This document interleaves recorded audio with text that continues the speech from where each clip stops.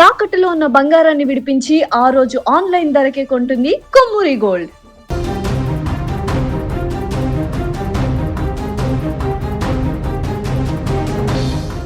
తమిళనాడు రాజకీయాల్లో సెగలు పుడుతున్నాయి.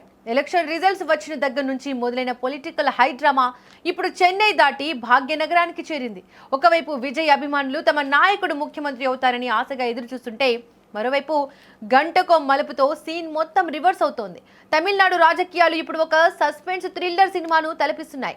ఏ క్షణంలో ఏం జరుగుతుందో ఎవరికి అర్థం కావడం లేదు. అసెంబ్లీ ఎన్నికల్లో తలపతి విజయ్ నేతృత్వంలోని తమిళగ వెట్రి కజగం టీవీకే అత్యధిక స్థానాలు సాధించినప్పటికీ ప్రభుత్వాన్ని ఏర్పాటు చేయడం మాత్రం ఆయనకు అగ్ని పరీక్షలా మారింది. 234 స్థానాలున్న అసెంబ్లీలో మెజార్టీ మార్కు 118 కాగా విజయ్ పార్టీ కేవలం 108 స్థానాల వద్దే ఆగిపోయింది. అంటే మ్యాజిక్ ఫిగర్ కు మరో 10 అడుగుల దూరంలో నిలిచిపోయింది. దీంతో ప్రభుత్వం ఏర్పాటు చేయాలంటే ఇతర పార్టీల మద్దతు అనివార్యమైంది. తొలుత కాంగ్రెస్ కు చెందిన 5 ఎమ్మెల్యేలు విజయ్ కి మద్దతు ప్రకటించారు. ఆ తర్వాత శుక్రవారం జరిగిన సుదీర్ఘ చర్చల అనంతరం సిపిఐ, సిపిఎం, వీసీకే వంటి పార్టీలు కూడా మద్దతు ఇస్తున్నట్లు సంకేతాలు వచ్చాయి.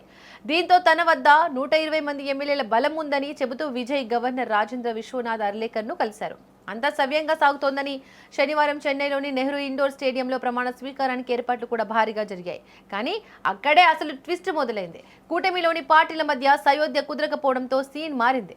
ముఖ్యంగా వీసీకే పార్టీ అధికారికంగా మద్దతు లేఖ ఇవ్వలేదని, కొన్ని పార్టీలు తమ మద్దతును ఉపసంహరించుకున్నాయని వార్తలు రావడంతో రాజ్భవన్ నుంచి క్లియరెన్స్ రాలేదు. దీంతో విజయ్ ప్రమాణ స్వీకారం నిలిచిపోయింది. సరిగ్గా ఇదే సమయంలో ఎమ్మెల్యేల గుర్రపు బేరాలు సాగుతున్నాయనే భయంతో తమకున్న 5 ఎమ్మెల్యేలను రక్షణగా హైదరాబాద్ కు తరలించింది. ప్రస్తుతం శంషాబాద్ లోని నోవాటెల్ హోటల్ తమిళ రాజకీయాలకు కేంద్ర బిందువుగా మారింది.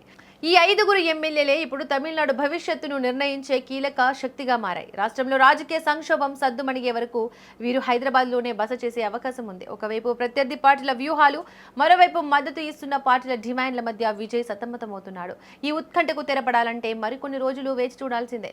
తమిళ రాజకీయాల సేగ మరికొన్ని రోజులు హైదరాబాద్ తాకుతూనే ఉంటుంది.